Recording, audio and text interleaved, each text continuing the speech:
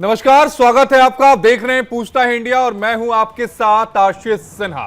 झारखंड में पहले चरण की 43 सीटों के लिए बुधवार को वोटिंग हो जाएगी, लेकिन महाराष्ट्र में प्रचार और सियासी पारा पूरे सबाब पर है। नेता अपने बयानों से विरोधियों के पसीने छुड़ाने पर आमादा हैं। मुद्दों पर होने वाले चुनाव में हिंदू मुसलमान, पाकिस्तान, औरंगजेब, राजाकार बनाम मराठा जैसे बोल सुनाई दे रहे हैं। पिछले कुछ सालों में चुनाव और प्रचार की यही नियति बन चुकी है। बिना इसके चुनाव और प्रचार का जिक्र करना अधूरा भी लगता है। मोर्चे तो कई हैं, जिसमें कांग्रेस हैं, शिंदे हैं, उद्धव हैं, योगी हैं, पीएम मोदी हैं और शाह भी हैं। अपने बयानों में कुछ ऐसा जिक्र कर देते हैं जो सुर्खियां बन जाता है। लेकिन इसमें अब रंग भर देते हैं डिप्टी सीएम देवेंद्र फडणवीस और एआईएमआईएम के चीफ ओवैसी साहब, जो न केवल एक दूसरे के बयानों को लेकर हमला कर रहे हैं, बल्कि अपने बयानों की धार को पैना भी करते हुए दिख रहे हैं। प्रचार की दिशा को ध्रुवीकरण की तरफ मोड़ रहे हैं। इसकी वजह है प्रदेश के समीकरण, जिसमें 288 सीटों में से 120 सीटों पर मुस्लिम फैक्टर मायने रखता है। 43 सीटें तो ऐसी हैं जहां मुस्लिम वोटर ही फैसला करने की सूरत में होता है। यही कारण है कि झारखंड से अलग महाराष्ट्र में बीजेपी का प्रचार है और बयानों की धार है। इसी मुद्दे पर अपने मेहमानों के साथ हम चर्चा करेंगे, लेकिन उससे पहले आज के सवाल देख लेते हैं और उसके बाद आपको रिपोर्ट दिखाएंगे। सबसे पहला सवाल मुस्लिम वोट का सवाल है, बयानों से बवाल है। दूसरा सवाल ध्रुवीकरण की तैयारी है, मुद्दों पर भारी है। और तीसरा और सबसे अहम सवाल हिंदू मुस्लिम की धार, औरंगजेब वोट जिहाद से वार। तो इन तीन सवालों पर हम चर्चा करेंगे अपने पैनलिस्ट के साथ, लेकिन उससे पहले आपको एक रिपोर्ट दिखाते हैं। लेकिन सबसे अहम बात यह है कि जो चुनाव के मुद्दे होते हैं, वो चुनाव के मुद्दे जो हैं इस चुनाव में देखने को नहीं मिल रहे हैं, क्योंकि इस बार चुनाव में जो मुद्दे हैं वो हिंदू मुसलमान हो चुका है। पाकिस्तान, औरंगजेब, राजाकार बनाम मराठा जैसे जो बोल हैं वो सुनाई दे रहे हैं। एक दूसरे पर व्यक्तिगत आरोप भी इस पूरे चुनाव में, महाराष्ट्र के विधानसभा चुनाव में जो चुनाव प्रचार चल रहा है उसमें हम ये देख रहे हैं कि एक दूसरे के ऊपर व्यक्तिगत जो आरोप प्रत्यारोप है वो भी लगाने से लोग पीछे नहीं हट रहे हैं।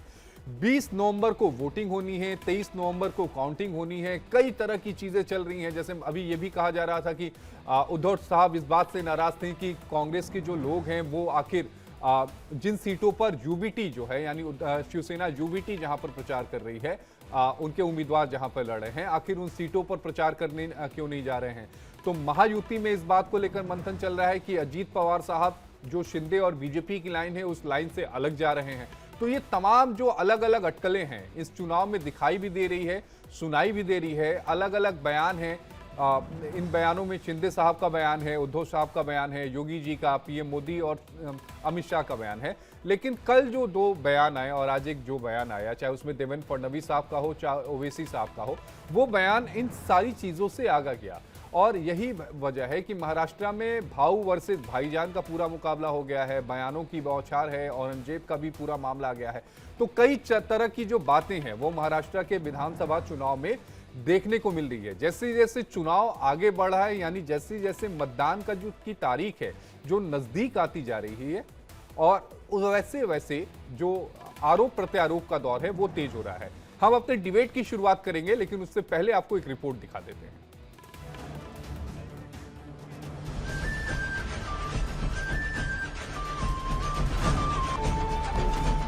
महाराष्ट्र विधानसभा चुनाव के लिए बस हफ्ते भर या कहें कुल जमा 8 दिन का वक्त रह गया है। जो प्रचार अंतिम दौर की तरफ बढ़ रहा है, तू मैं, तू तड़ाक, हिंदू मुसलमान, हिंदुस्तान पाकिस्तान जैसे सुर भी जोर पकड़ते जा रहे हैं। एक दूसरे पर हमला ललकारना आम हो चला है। हमलों की धार तीखी होती जा रही है।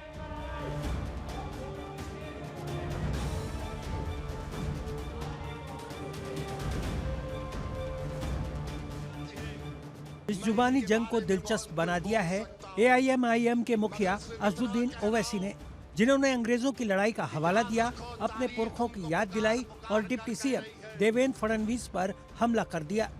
फिर जब देवेंद्र फडणवीस ने पलटवार किया तो ओवैसी ने फिर दूसरा वार कर दिया।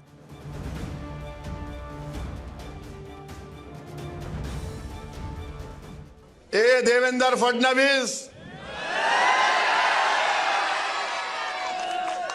याद रखो तुम मेरी जबान का मुकाबला नहीं कर सकते ना।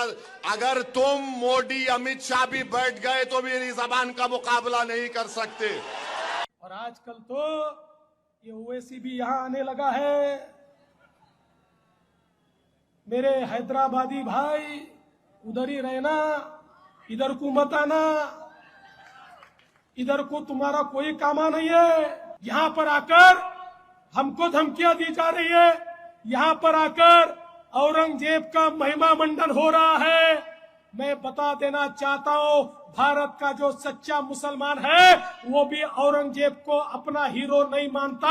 अरे औरंगजेब तो आक्रमणकारी था, उसने हम पर आक्रमण किया था। हम इलेक्शन कमीशन ऑफ इंडिया से पूछना चाहते हैं, क्या ये जबान इलेक्शन के कानून के ताबे है या उसके खिलाफ है? इलेक्शन कमीशन ऑफ इंडिया जवाब दो।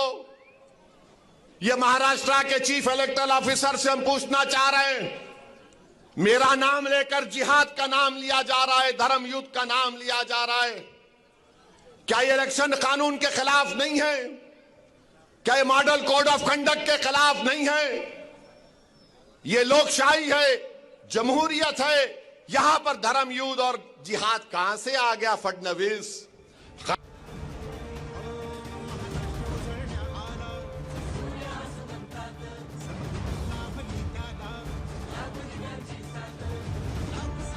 ये बयान और इसकी धार बताने के लिए काफी है कि चुनाव में ये ध्रुवीकरण की झांकी है। असली मुस्लिम वोटों की लड़ाई तो बाकी है, क्योंकि प्रदेश की 45 सीटें ऐसी हैं जिन पर मुस्लिम वोटों का अच्छा खासा असर है। इसके अलावा 9 सीटें ऐसी हैं जहां 40% से ज्यादा मुस्लिम आबादी है। इन सीटों में मालेगांव सेंट्रल जहां 75% मुस्लिम आबादी है, मानखुर्द शिवाजी नगर जहां 50% मुस्लिम है, भिवंडी पूर्व यहाँ भी 50% मुस्लिम है, मुंबा देवी 50%, भिवंडी पश्चिम 50%, अमरावती 47%, मुम्ब्रा कलवा 44%, अकोला पश्चिम 42%, भायखला 42% मुसलमानों से आबादी घिरी हुई है।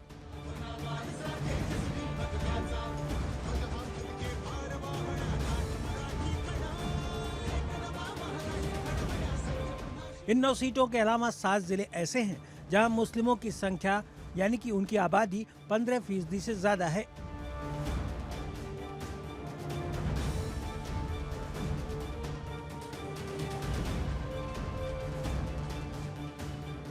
इन जिलों में मुंबई जहां 25% है, औरंगाबाद में 21%, अकोला में 20%, मुंबई उपनगरीय में 19%, परभणी में 17%, अमरावती में 15% और लातूर में 15% मुस्लिम आबादी है।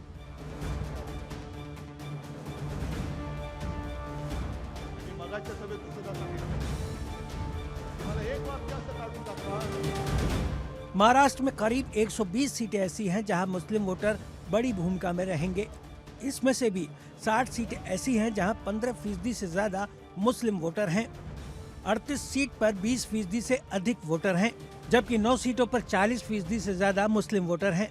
हालांकि बीजेपी इन चुनावों में मुस्लिम वोटों के भरोसे बिल्कुल नहीं है। बीजेपी नेताओं के बयान तो कम से कम यही इशारा कर रहे हैं।